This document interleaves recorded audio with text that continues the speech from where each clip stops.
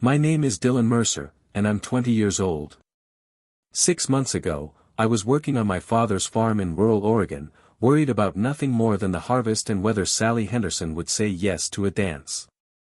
Now I'm Private First Class Mercer, United States Army, 106th Infantry Division, and I've seen things that no man should ever witness. It's December 18, 1944. 3 days ago, the Germans launched a massive counteroffensive through the Ardennes forest in Belgium. They call it the Battle of the Bulge. We call it hell. Our unit, 2nd Squad, Baker Company, 422nd Infantry Regiment, had been holding a defensive position near the village of Schönberg when the order came down, fall back. The Wehrmacht had broken through our lines, and we were in danger of being surrounded. There were 12 of us in the squad, Staff Sergeant William Hayes from Dallas, a veteran who'd fought in North Africa and Sicily. He was 34, ancient by our standards, with tired eyes and steady hands. Corporal Robert "Bobby" Sullivan from Boston, our squad leader, always had a cigarette dangling from his lips and a joke ready. Private First Class Tommy Rodriguez from San Diego, my closest friend, we'd gone through basic training together. Private Frank Kowalski from Detroit, quiet and thoughtful, who carried a worn prayer book in his breast pocket. Private Eugene Davis from Chicago, who could find humor in anything.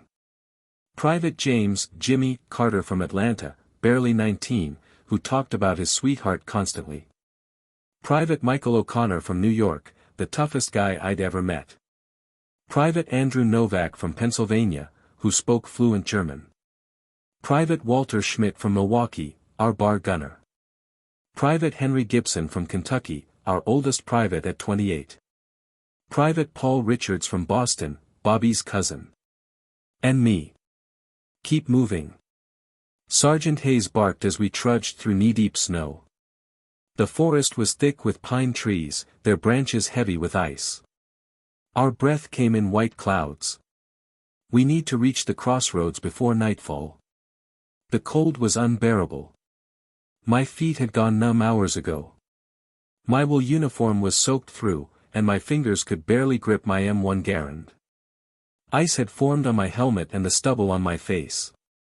"How far, Sarge?" Tommy asked through chattering teeth. 5 miles, maybe 6, Hayes replied. Stay alert. Krauts are everywhere. We'd been walking for hours, following a narrow logging road through the forest. The snow muffled every sound. No bird sang. No wind rustled the trees. Just the crunch of our boots and our labored breathing. "I can't feel my goddamn toes," Eugene muttered beside me. "None of us can," Jimmy said. "Just keep walking. Think about something warm." "Like what?" "My girl, Susan. She makes the best apple pie you ever tasted. When I get home, I'm gonna eat a whole pie by myself." "If we get home," Kowalski said quietly. "When, not if," Bobby corrected, lighting another cigarette with shaking hands. "Don't talk like that, Frank." But we were all thinking it. The Germans had caught us completely by surprise. Thousands of them, supported by tanks and artillery. Our division, Green Troops, most of us had never seen combat, was being torn apart. "Hold up," Sergeant Hayes raised his fist. We stopped, dropping to one knee in the snow. Silence. Then, faintly, the sound of engines. "Off the road.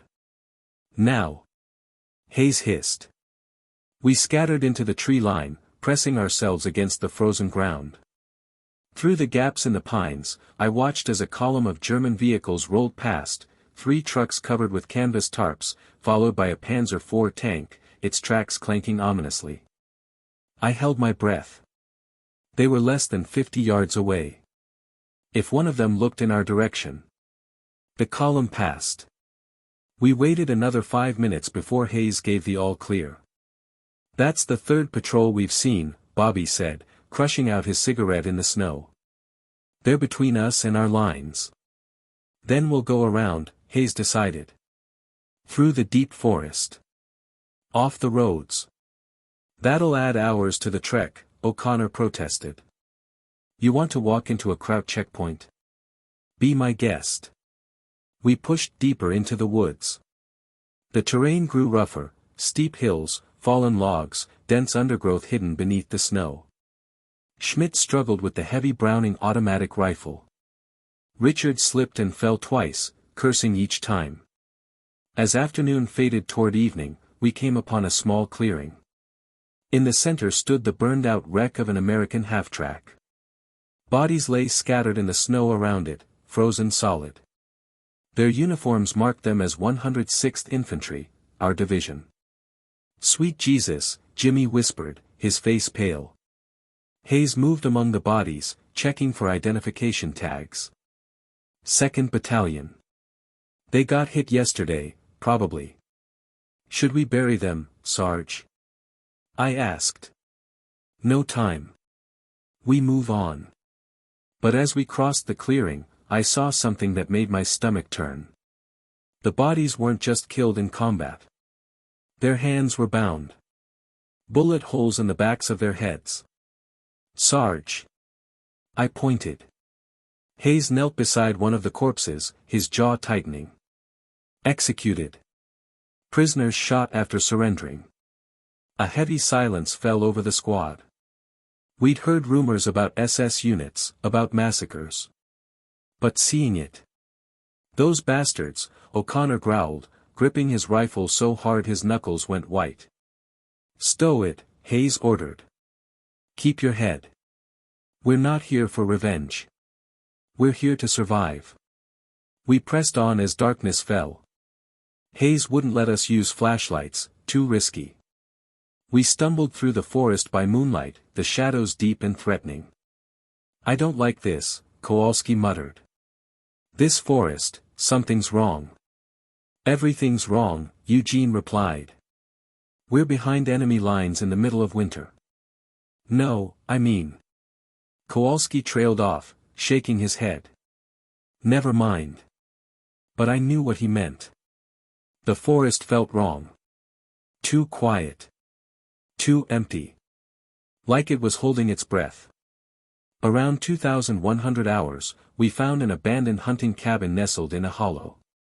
Hayes checked inside, clear. We filed in gratefully, 12 frozen soldiers packing into a single room barely big enough for 6. No fire, Hayes ordered, though we all desperately wanted one.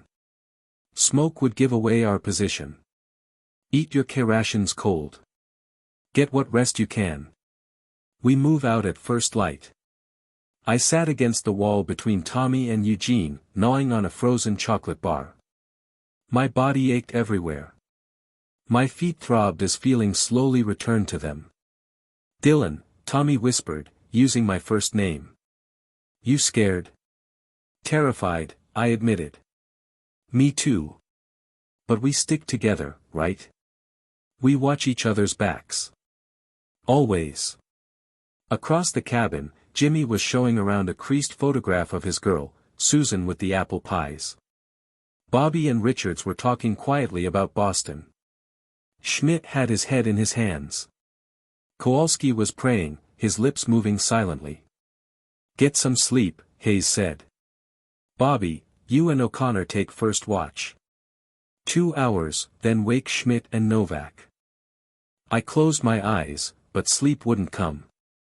My mind kept returning to those executed soldiers in the clearing. The bullet holes. The bound hands. Sometime after midnight, I finally drifted off. I woke to screaming. The cabin door had been kicked open. Dark figures poured in, shouting in German. Muzzle flashes lit up the tiny space. The crack of gunfire was deafening. I grabbed my rifle, but someone slammed into me, driving me against the wall. I saw Tommy grappling with a German soldier. Hayes firing his M1. Bodies falling. Then something hit me in the head, and everything went dark. When I came to, I was lying in the snow outside the cabin. My head throbbed. My hands were bound behind my back. Dawn was breaking, pale gray light filtering through the trees. The rest of my squad was on their knees in a line beside me. I counted heads. 11. We were all here, all captured. German soldiers stood around us, their weapons pointed at our heads. They wore the gray-green uniforms of the Wehrmacht. But their commander, a tall officer with cold blue eyes, wore the black uniform and silver insignia of the SS. He walked slowly down our line, studying each of us like a farmer inspecting livestock. He stopped in front of Novak. "Du sprichst Deutsch?" he asked. Novak said nothing. The officer smiled. "I ask if you speak German. But I already know the answer." He'd spoken in perfect English. "I studied at Harvard before the war. Beautiful campus. What do you want?" Sergeant Hayes demanded. "Want? Nothing. You are prisoners of war. Under the Geneva Convention, you will be treated like those boys we found yesterday." Bobby interrupted. "Shot in the head after surrendering." The officer's smile vanished. "That was unfortunate. A different unit. Not my men." He turned to his soldiers. "Bind their feet. We marched them to the collection point at." That's when it happened. A sound ripped through the forest, not a gunshot, not artillery, but something else. A shriek that seemed to come from everywhere and nowhere at once. High-pitched and wrong, like metal scraping on metal, like a wounded animal, like nothing I'd ever heard. The German soldiers froze, their faces going pale. They started shouting to each other in rapid German, panic in their voices. The SS officer's composure cracked. "Unmöglich," he whispered. "Es kann nicht sein." The shriek came again, closer this time. The trees seemed to shudder. Then the screaming started. Not human screaming. Something else. And in the gray dawn light, I saw shapes moving between the trees. Shapes that shouldn't exist. That's when I realized the Germans hadn't captured us. They'd saved us. From something far worse. Chaos erupted in the clearing. The German soldiers panicked, something I never thought I'd see. They abandoned their positions around us, rifles swinging toward the tree line where those shapes moved. The SS officer was shouting orders, but his voice had lost its authority. It was shrill with fear. Another shriek split the air, and this time I saw where it came from. Between two massive pine trees, perhaps 60 yards away, stood a figure. At first glance, it looked human, tall, gaunt, dressed in tattered gray rags that might have once been a uniform. But as it stepped into the clearing, I realized how wrong that first impression was. Its limbs were too long, joints bending at angles that shouldn't exist. Its head tilted unnaturally to one side, and where its face should have been, there was only smooth, pale skin stretched tight over the skull. No eyes. No nose. No mouth. Yet it shrieked again, the sound coming from, somewhere. Everywhere. "Mein Gott," one of the German soldiers whispered, backing away. "Die Geister." The thing moved toward us with a jerking, stuttering gait, like it was learning how to walk with each step. Then it stopped, its blank face turning slowly, as if sensing us despite having no eyes. A German private, couldn't have been older than 18, screamed and opened fire. His carabiner 98K barked 3 times. I saw the bullets hit the creature's torso, saw fabric and flesh tear, saw dark fluid spray. The thing didn't fall. It didn't even slow down. Instead, it rushed forward with impossible speed, crossing the distance in seconds. The German soldier's scream cut off abruptly as the creature's elongated fingers wrapped around his throat. There was a wet cracking sound, and the boy went limp. Fewer. Fewer. The SS officer was shooting now, his Luger pistol flashing. The other Germans joined in, a cacophony of rifle fire echoing through the forest. The creature dropped the dead soldier and turned toward the gunfire. More shapes emerged from the tree line, 4, 5, 6 of them. All with those terrible blank faces and impossibly long limbs. Cut us loose. Tommy shouted at the Germans. We can fight. But the Germans weren't listening. They were running. Half of them fled back toward the cabin. The others scattered into the forest, still firing wildly. The SS officer tried to maintain order, tried to rally them, but fear had taken over. I struggled against the ropes binding my wrists. Beside me, O'Connor was doing the same, his face red with effort. Dylan, don't move. It was Novak, speaking low and urgent. Play dead. Maybe they'll ignore us. One of the creatures was moving through our line now, stepping over us. I could smell it, rotten earth and something chemical, like old gunpowder. It paused next to Jimmy Carter, its faceless head tilting down toward him. Jimmy was sobbing, tears streaming down his young face. Please, please. Susan. The creature's head tilted further, almost curious. Then it reached down with those long fingers. No. Sergeant Hayes threw himself forward, still bound, ramming his shoulder into the creature's legs. It stumbled but didn't fall. Instead, it turned its attention to Hayes. Its fingers wrapped around his head, lifting him off the ground like he weighed nothing. That's when the SS officer appeared from behind, carrying a flamethrower one of his men had dropped. He pulled the trigger, and a jet of liquid fire engulfed the creature. This time, it reacted. The shriek that tore through the air made my ears ring. The creature released Hayes and staggered backward, flames consuming its body. It writhed and twisted, that awful shrieking never stopping, until finally it collapsed into a burning heap. The fire, the SS officer shouted in English. Fire kills them. Schnell. The cabin. He ran toward us, pulling a knife from his belt. For a second, I thought he would kill us. Instead, he started cutting our bonds. Get up. Into the cabin. Now. He moved down the line, sawing through ropes. Move, Americans. Unless you want to die here. My hands came free. I grabbed my M1 Garand from where the Germans had piled our weapons and ran. The rest of the squad did the same, stumbling and falling in the snow, grabbing rifles and ammunition. The creatures were everywhere now. A German soldier went down screaming as two of them descended on him. Another creature was pulling Schmidt toward the tree line. Our bar gunner fought and kicked, but those long arms were too strong. Walter. Novak raised his rifle, but the shot went wide. Hayes grabbed a German stick grenade from the ground. Fire in the hole. He hurled it. The explosion was massive, sending snow and earth skyward. When the smoke cleared, Schmidt lay motionless in the crater. So did the creature that had grabbed him. Get him. Hayes ordered.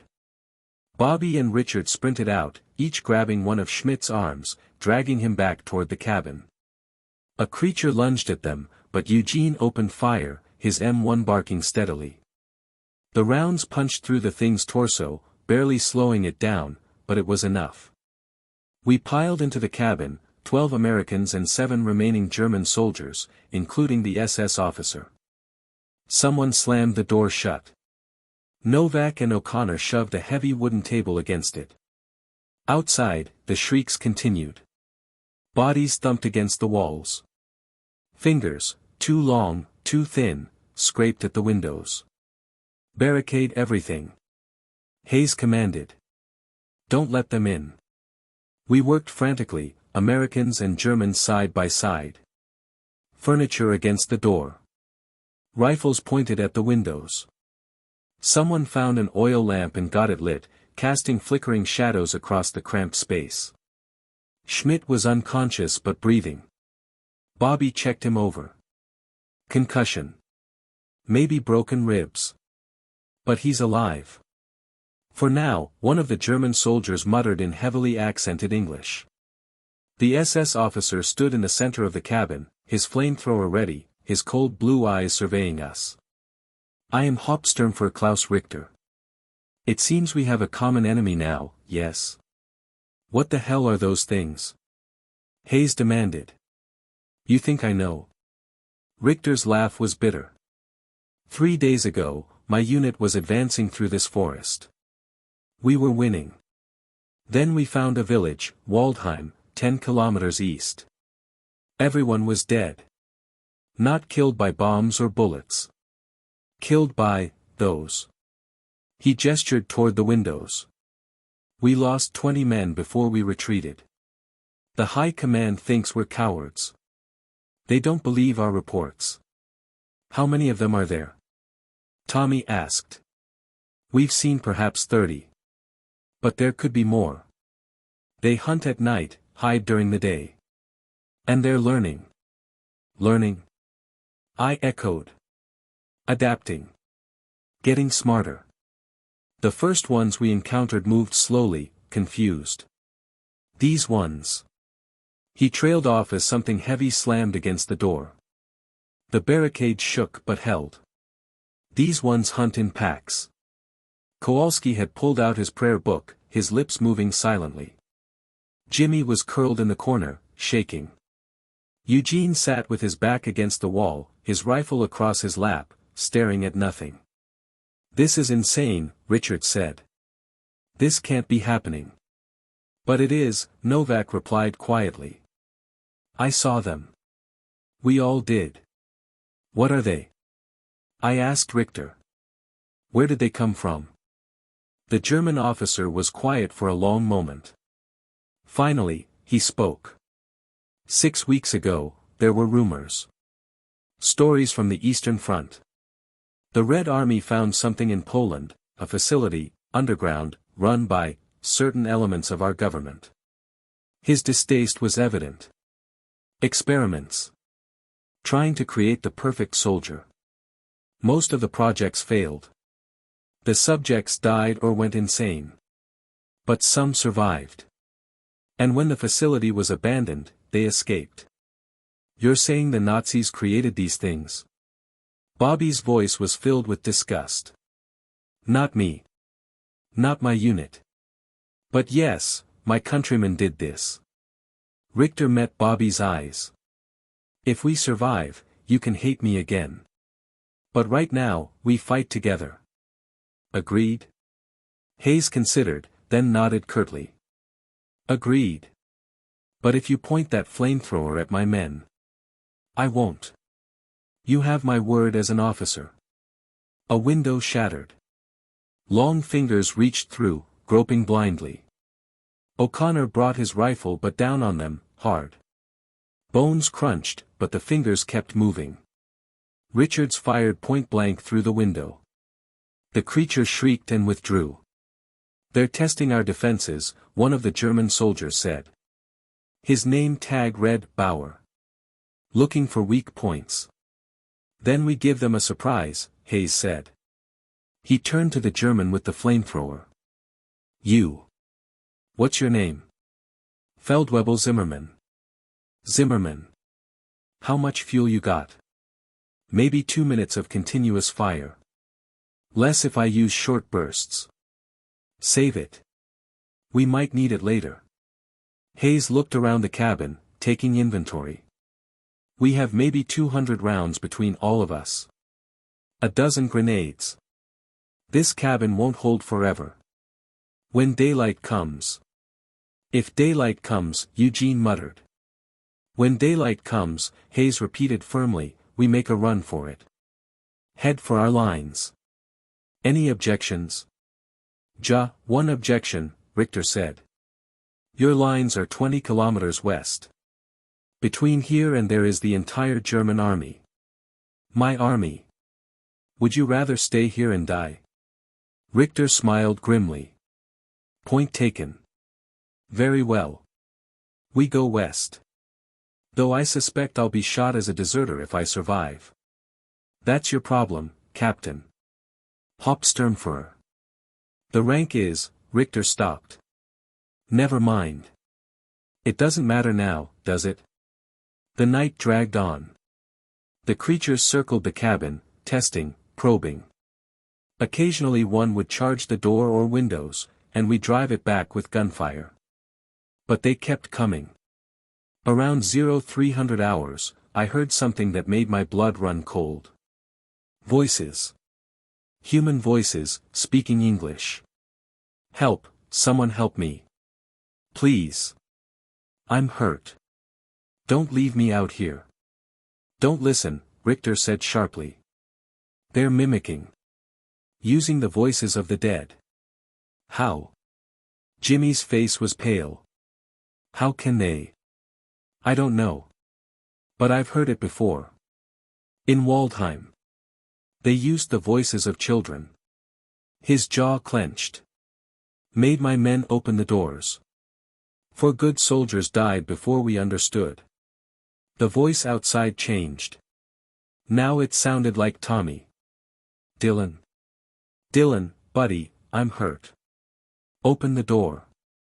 I looked at the real Tommy, sitting right next to me. His face was pale. That's my voice, he whispered. That's me. It's not you, I said firmly. You're right here. Dylan, please. The voice outside was desperate. My leg's broken. They're coming back. Please. My hand moved toward the door. I couldn't help it. That was my friend out there. My brother. I had to. Hayes grabbed my wrist. Don't. You know it's not real. But what if? It's not real. The voice outside screamed, Tommy's voice, screaming in agony. Then it cut off abruptly. Silence. Jesus Christ, Bobby whispered, crushing out his cigarette. His hands were shaking. What kind of hell is this? No one had an answer. Dawn came slowly, gray light filtering through the broken windows. The shrieks faded. The sounds of movement outside grew quieter, then stopped altogether. Richter moved to the window carefully, peering out. They're gone. Retreated into the forest. Are you sure? Hayes asked. No. But we can't stay here. We're out of time. He was right. We gathered our gear, redistributed ammunition. Schmidt was conscious now, groggy but able to walk with help. We checked our weapons, said our prayers, and prepared to leave. Hayes pulled the barricade away from the door. Stay close. Eyes open. If you see movement, you call it out. We move fast but quiet. Everyone understand? We nodded. Americans and Germans, 19 soldiers bound by survival. Hayes opened the door. The clearing was empty. Snow covered everything, pristine and white, like nothing had happened. But I could see the blood, dark stains in the snow, drag marks leading into the trees. And bodies. German and American and those things. All frozen solid in the morning cold. Move out, Hayes said quietly. We stepped into the dawn, not knowing that we just survived the easy part. The worst was yet to come. We moved through the forest like ghosts, 19 soldiers who should have been enemies but were now bound by something stronger than ideology, the primal need to survive. The sun was fully up by 0800 hours, but the forest remained dim under the thick canopy of pines. Our breath steamed in the frigid air. Every shadow made us flinch. Every cracking branch brought rifles to shoulders. Richter led the way with Hayes, the two officers navigating by compass. The rest of us followed in a loose column, Americans and Germans interspersed. Schmidt leaned heavily on Gibson and one of the German soldiers, a young private named Muller who couldn't have been older than 17. How much farther? Bobby asked, his voice barely above a whisper. 15 kilometers, Richter replied. Maybe less. If we maintain this pace and avoid patrols, yours and mine, we might reach the American lines by nightfall. And if we don't? Tommy asked. Richter didn't answer. He didn't need to. We walked for 2 hours without incident. The forest was eerily quiet, no birds, no animals, nothing but the crunch of snow under our boots. It felt wrong, like the land itself was holding its breath. Around 1,000 hours, we found them. A squad of German soldiers, maybe 10 men, scattered across a small clearing. Dead. But not from bullets or shrapnel. Their bodies were torn apart, limbs scattered, faces frozen in expressions of absolute terror. Blood painted the snow in wide arcs.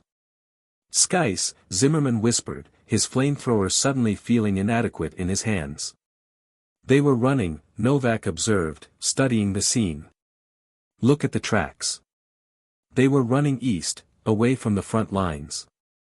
"Away from those things," Richter corrected. His face was grim. "They must have encountered them during the night." "Don't touch anything," Hayes ordered. "We keep moving." But as we crossed the clearing, Jimmy stopped. He was staring at something near the tree line, a body separate from the others, partially hidden by underbrush. "Sarge," Jimmy said slowly. "This one's different." Hayes and I moved closer. The body was American, 106th Infantry Division patch clearly visible. But unlike the German soldiers, this man hadn't been killed by the creatures. He'd been shot. Multiple times. In the chest and stomach. And his dog tags were gone. "Someone executed him," I said, my stomach turning. "After he surrendered." Richter came over, studied the body, then looked at his own men. His face darkened. "This is not the first time. There are elements in my army who do not honor the conventions of war." "You mean SS, Bobby spat. "Some SS. Some Wehrmacht. War brings out the worst in men." Richter met Bobby's eyes. "For what it's worth, I am ashamed." "Save your shame," Hayes said coldly. "Let's move." We pushed on, but the mood had shifted. The fragile trust between Americans and Germans had cracked. We were allies of necessity, nothing more. By noon, we reached a ridge overlooking a valley. Through the trees, I could see a village about a mile away, small, maybe 20 buildings clustered around a church with a white steeple. "Waldheim," Richter said quietly. "The village I told you about. Where we first encountered the creatures." "Is it safe?" Hayes asked. "I don't know. We left 3 days ago. But there might be supplies. Food. Ammunition. Medical supplies for Schmidt." Hayes considered. Schmidt was getting worse, his breathing was labored, and his skin had taken on a grayish pallor. "We'll scout it. Carefully." We descended into the valley as the sun began its afternoon decline. The village appeared abandoned from a distance, but as we drew closer, I saw signs of recent violence. Doors hung open. Windows were shattered. Dark stains marked the snow. "Stay sharp," Hayes warned. We entered the village in 2 groups, Americans on the left, Germans on the right. The main street was deserted. Shop fronts were empty, their contents looted or destroyed. A child's doll lay in the middle of the road, one arm missing. "This place gives me the creeps," Eugene muttered. "Where is everyone?" Tommy asked. "The bodies from before. We burned them," Richter replied. "Or so we thought. But when we returned the next day with more men." He gestured to the empty street. "The bodies were gone. Taken." "Taken where?" "That's what we wanted to know." We followed drag marks to the church. Richter pointed to the white steeple. "That's where we lost most of my unit. We never went inside." The church loomed at the end of the street, its white paint peeling, its heavy wooden doors slightly ajar. Even from here, I could smell it, that same rot and earth and chemical stench. "We're not going in there," O'Connor said flatly. "No way in hell." "We don't have to," Hayes agreed. "We'll search the other buildings for supplies, then get out of here." We split up. Bobby, Richards, and I checked a small general store. The shelves were mostly empty, but we found some canned food, a medical kit, and, thank God, clean water. Bobby found 3 packs of cigarettes and pocketed them with a grim smile. Probably stale, but I'll take it, he said. Outside, I heard Kowalski calling. Over here. I found something. We emerged to find him standing in front of what looked like the village mayor's office. He was holding a ledger, his face pale. What is it? Hayes asked. Names. Dates. And, experiments. Kowalski's hands were shaking. This village wasn't just attacked. It was a test site. The creatures were released here deliberately. To see what would happen.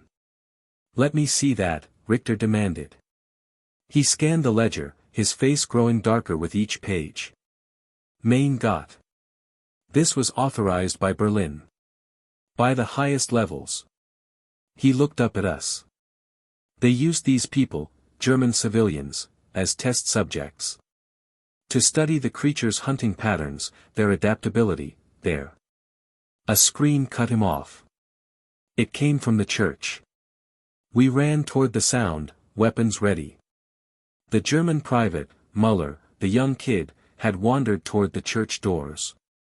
Now he stood frozen, staring inside, his rifle dangling from limp fingers. Muller! Richter shouted. Get away from there. But Muller didn't move. Couldn't move. His mouth opened, but no sound came out. Then something reached out from inside the church, a long, pale arm with too many joints, and pulled him inside. His scream was cut short. Mean!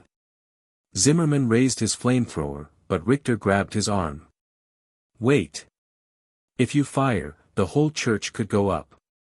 We don't know what's inside. The church doors burst open.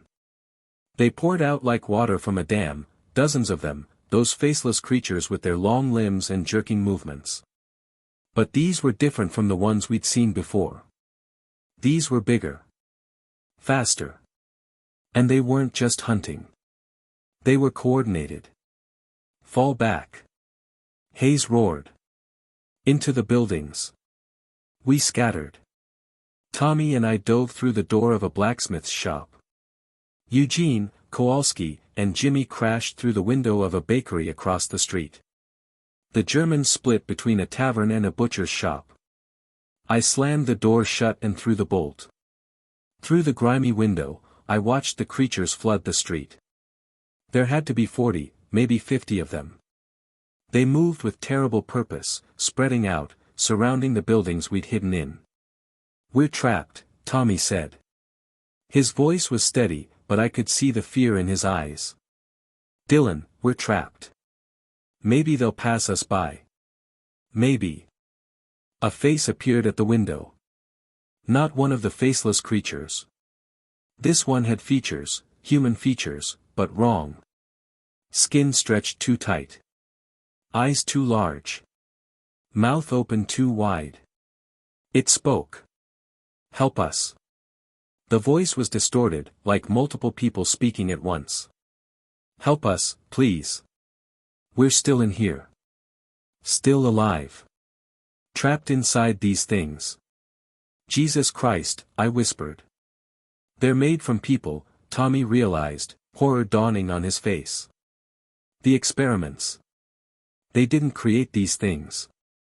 They transformed people into them. The thing at the window pressed its malformed face against the glass. Kill us. Please. End this.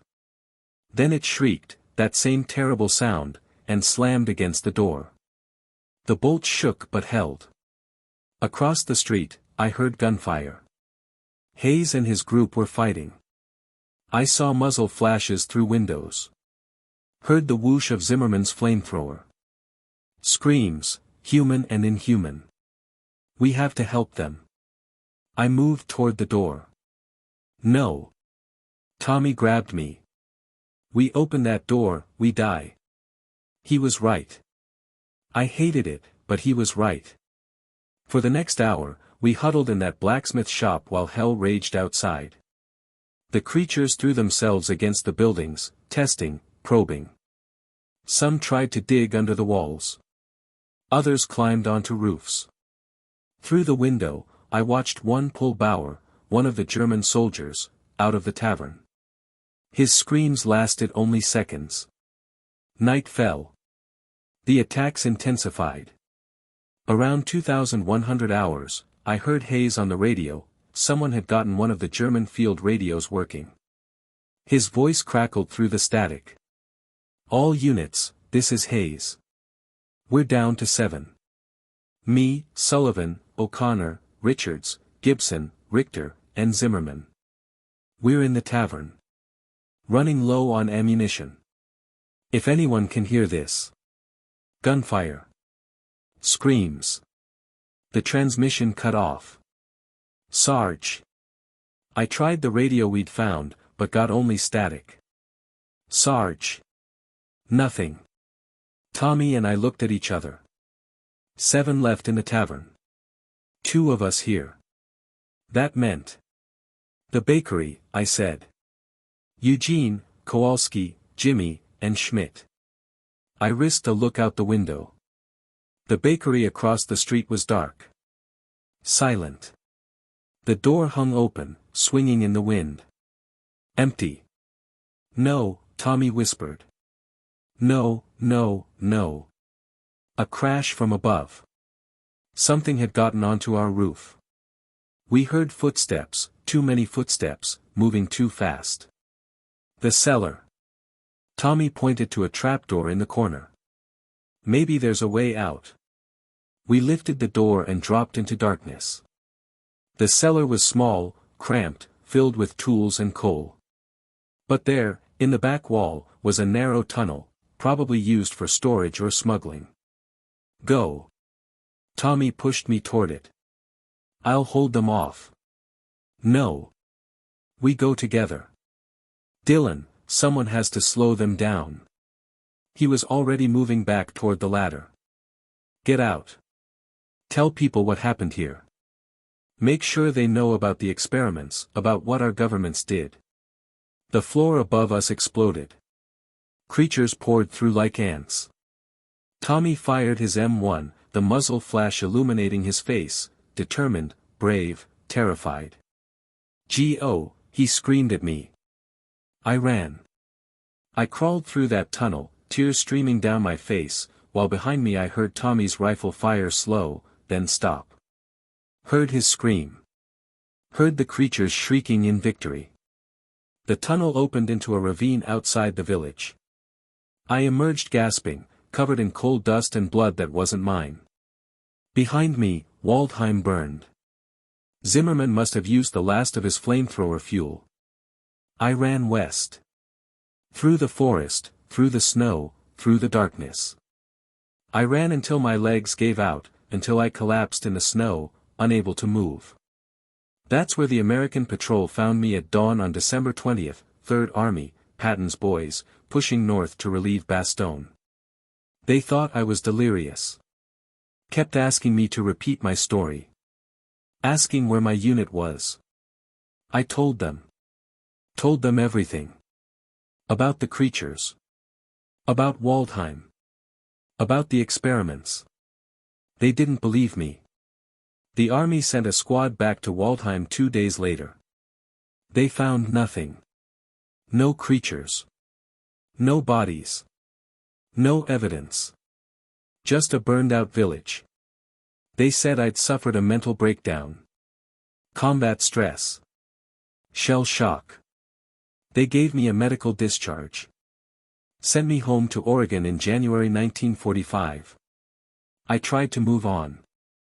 Tried to forget. Went back to the farm. Tried to be normal. But I still see them. In my dreams. In shadows. Those faceless things that used to be human. And I hear the voices, Hayes calling for backup. Bobby laughing at a joke. Eugene complaining about the cold. Jimmy talking about apple pie. Kowalski praying. Tommy telling me to run. I'm the only one who survived. The only one who knows the truth. Sometimes I wish I'd stayed in that cellar with Tommy. At least then, I wouldn't have to live with the knowledge that our own governments, American and German, created those monsters. That they use civilians as test subjects.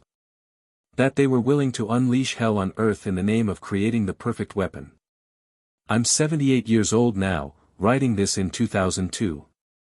Most people who read this will think I'm a crazy old veteran making up stories. That's fine. I don't expect to be believed. But I know what I saw in the Ardennes forest in December 1944. And it still haunts me. Every single day.